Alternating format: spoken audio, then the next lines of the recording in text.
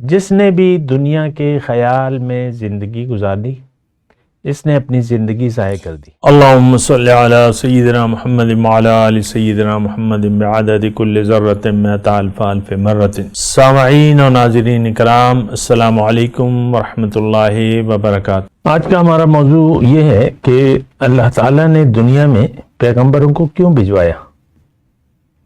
دیکھیں، گزشتہ نشست میں بھی میں اسی پہ بات کر رہا تھا۔ اگر کسی نے وہ نشست نہیں سنی ہے تو 2033 2033 نمبر ہے، وہ آپ سن لیجئے گا۔ تو بہرحال آج کا جو میرا موضوع وہی موضوع ہے، صرف الفاظ میں نے بدل دیے، موضوع وہی ہے۔ دیکھیں، یہ بڑی اہم بات ہے۔ انسان، یہ بات ذرا غور سے سنیں، انسان جب دنیا میں آتا ہے تو اس کا مقصد، یعنی زندگی کا، یا دنیا میں انسان کو اللہ تعالیٰ نے دنیا کے لیے نہیں بھجوایا، یعنی دنیا کی کامیابی اس کا مقصد نہیں ہے، صرف دنیا میں زندگی گزارنا نہیں ہے۔ باقی تمام مخلوقات اللہ تعالیٰ نے دنیا کے لیے بنائی ہیں۔ بھیڑ ہے، بکری ہے، گائے ہے، بھینس ہے، اونٹ ہیں، جو بھی ہمارے ارد گرد جو بھی جاندار ہیں، جو بھی جاندار اور جو جمادات ہیں، جمادات مطلب پتھر، یہ پہاڑ، یہ نباتات ہیں، یہ جمادات ہیں۔ نباتات کا مطلب یہ پیڑ، پھل، پودے، فصلیں، یہ سب بہت سی اللہ تعالیٰ کی مخلوق ہیں۔ یہ چرند پرند، تو جو بھی مخلوقات ہیں سمیت یہ اجرام فلکی جو ہیں، سورج، چاند، ستارے، یہ صرف دنیا ہے مقصد ان کا، ٹھیک ہے۔ وہ بھی ان میں روح ہے اپنے حساب سے، ہر چیز کی ایک روح ہوتی ہے۔ وہ الگ بات ہے کہ ہمیں نہیں پتا، لیکن روح ہوتی ہے۔ اور تو ان ساری مخلوقات کو انسان کے علاوہ اللہ تعالیٰ نے دنیا کے لیے بنایا ہے، اور پھر انسان کے لیے بنایا ہے۔ وَسَخَّرَ لَكُم مَّا فِي السَّمَاوَاتِ وَالْأَرْضِ خَلَقَ لَكُم مَّا فِي السَّمَاوَاتِ وَالْأَرْضِ، تمہارے لیے میں نے بنایا ہے، لیکن ہمیں اللہ تعالیٰ نے دنیا کے لیے نہیں بنایا، ہمیں اللہ تعالیٰ نے اپنے لیے بنایا ہے۔ ہماری منزل اللہ ہے، ہمارا تعلق بھی اللہ سے ہے براہ راست۔ وَنَفَخْتُ فِيهِ مِن رُوحِي فَقَعُوا لَهُ سَاجِدِينَ، یہ بھی بات نوٹ کر لیں، کسی اور مخلوق میں اللہ تعالیٰ نے یہ نہیں فرمایا کہ میں نے اس میں اپنی روح پھونکی ہے۔ اور روح، ہمارے اندر دو ارواح ہیں، ایک روح حیوانی ہے جو کہ ہر جاندار میں ہوتی ہے، مچھر، بلی، مکھی، جو بھی ہیں ان میں روح ارواح ہوتی ہیں۔ ایک روح ہم میں پیدائشی طور پہ نہیں ہوتی، وہ جب بچہ، حدیث میں حضور نے تفصیل بتائی ہے کہ جب بچہ 4 مہینے کا ہو جاتا ہے، 120 دن کا جب بچہ بن جاتا ہے، تو پھر اللہ تعالیٰ فرشتے کو وہ روح دے کے بھجواتا ہے کہ یہ اس میں پھونک دو۔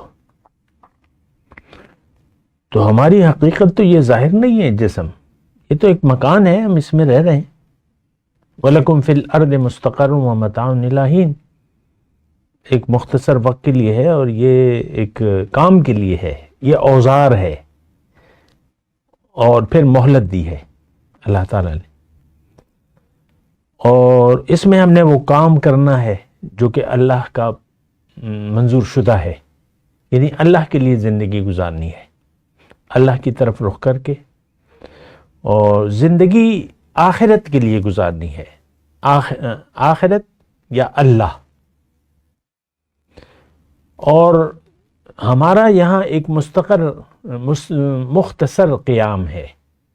وَلَكُمْ فِي الْأَرْضِ مُسْتَقَرٌّ وَمَتَاعٌ إِلَىٰ حِينٍ، مستقر کہتے ہیں عارضی ٹھکانہ۔ عربی میں آپ دیکھیں وہ مستقر ہوائی اڈے کو کہتے ہیں. جہاز لینڈ کرتا ہے پھر اڑ جاتا ہے. تو جہاز تو بنائے گئے زمین کے لیے نہیں بنائے گئے, جہاز تو اڑنے کے لیے بنائے. ہم بھی پرواز کے لیے آئے ہیں اور زمین مستقر ہے. یا ہم نے لینڈ کیا ہے, اپنے آپ کو تیار کریں گے اللہ کی ملاقات کے لیے, اللہ کے دیدار کے لیے, اللہ کے تقرب سہنے کے لیے, اور پھر پرواز کر جائیں گے, اپنے رب کے پاس واپس چلے جائیں گے. بہرحال وہ ایک الگ موضوع ہے, لیکن ابھی میں پیغمبروں کی بات کر رہا ہوں. دیکھیں, یہ تو میں نے آپ کو بتا دیا کہ ہماری منزل دنیا نہیں ہے, ہماری منزل آخرت ہے, اللہ ہے. ہمیں اللہ تعالیٰ نے اپنے لیے بنایا ہے. پھر نہ کہنا ہمیں خبر نہ ہوئی کہ انسان کی پیدائش کا مقصد کیا ہے. اللہ اور اللہ, تو یہ ہے مقصد. اب پیغمبر کیوں آتا ہے؟ اس کا جواب یہ ہے کہ ہمارے پاس اتنی عقل نہیں ہے. ہمیں چلنا ہے اللہ کے راستے پر. انسان کی منزل اللہ. ہم نے جانا ہے, ہم نے اللہ کے قریب ہونا ہے, اور ہم نے چلنا ہے اللہ کے راستے پر. تو پیغمبر آتا ہے, ایک تو وہ دعوت دیتا ہے لوگوں کو, حقیقت بتاتا ہے لوگوں کو. اور پیغمبر کا واضح فرمان ہے صلی اللہ علیہ وسلم, الدنیا خلقت لکم وانتم خلقتم للآخرہ. اے لوگو, تم دنیا کے لیے نہیں بنائے گئے ہو, تمہیں اللہ تعالیٰ نے آخرت کی کامیابی کی کوشش کے لیے بنایا ہے. تو بہت ہی بڑا بیکار ہے وہ انسان جو دنیا کے لیے اور دنیا کے خیال میں زندگی گزار رہے. بہت ہی بیکار ہے. یعنی بیکار کا مطلب یہ, اس نے زندگی ضائع کر دی. جس نے بھی دنیا کے خیال میں زندگی گزاری, اس نے اپنی زندگی ضائع کر دی. یہ بات نوٹ کر لیں. تو پیغمبر, دیکھیں ہماری عقل محدود ہے, اور یہ بات بھی نوٹ کریں, ہماری منزل لاہوت ہے, باطن ہے, آخرت ہے, جو بھی آپ کہہ لیں, اللہ ہے. اب ہمارے پاس عقل جو ہے, جو دماغ ہے ہمارا, وہ تو محدود ہے, اس کو رسائی نہیں ہے باطن تک. جو غیب ہے, جو حقیقت ہے, اس عقل کی رسائی نہیں ہے. تو پھر اللہ تعالیٰ نے ذمہ لے لیا, ہدایت کا ذمہ اپنے ذمہ لے لیا ہے. ان علینا للہدی, انسان کو ہدایت دینا میری ذمہ داری ہے. تو منزل بتانا انسان کو اور منزل کا راستہ بتانا, یہ اللہ تعالیٰ نے اپنے ذمہ دے لیا ہے. اب یہ ذمہ داری اللہ تعالیٰ نے پیغمبروں کے ذریعے پوری کی ہے, کیونکہ میرا اور اللہ کا, انسان کا اور اللہ کا کوئی ایسا کمیونیکیشن نہیں ہو سکتی کہ نسبت خاک را با عالم پاک. ہماری مٹی کی کیا نسبت ہے اللہ سے؟ اللہ تو وراء الورا ہے, سوچ بھی نہیں سکتے اللہ کے بارے میں. تو پھر اللہ ہدایت کیسے دے گا؟ ہماری عقل تو مٹی تک محدود ہے, اس کے علاوہ ہماری عقل کام نہیں کرتی. ساری زندگی ہم مٹی کو منزل بنا کے مٹی کے لیے زندگی گزار دیتے ہیں, اور مٹی میں جا کے مٹی ہو جاتے ہیں. کبھی غور کیا آپ نے؟ آپ سوچ رہے مٹی کے بارے میں, ظاہر کے بارے میں. آپ دیکھ لیں اپنی سوچوں کو. ہماری ساری خوشیاں, ساری پریشانیاں, ساری امیدیں, سارے منصوبے, ساری توقعات, سب مٹی تک محدود ہیں. اس وقت بھی میں دعوے سے کہہ رہا ہوں, جو بھی میری بات سن رہے ہیں, یہ آپ مٹی کے بارے میں سوچ رہے ہیں.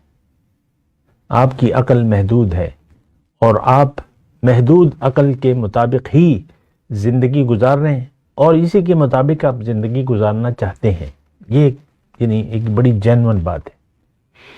یہ جو ہم نماز، روزہ، قرآن، حدیث، یہ ساری چیزیں جو ہیں یہ روایتی ہیں۔ اسلام، ایک مسلمان کے گھر میں پیدا ہو کے آپ اسلام کا دعویٰ کرنے لگے اور اپنے آپ کو مسلمان سمجھنے لگے، اس سے بڑی غلط فہمی یا خوش فہمی کوئی نہیں ہے۔ وآخر دعوانا الحمد للہ رب العالمین۔ مولاي صل وسلم دائما ابدا على حبيبك خير الخلق كلهم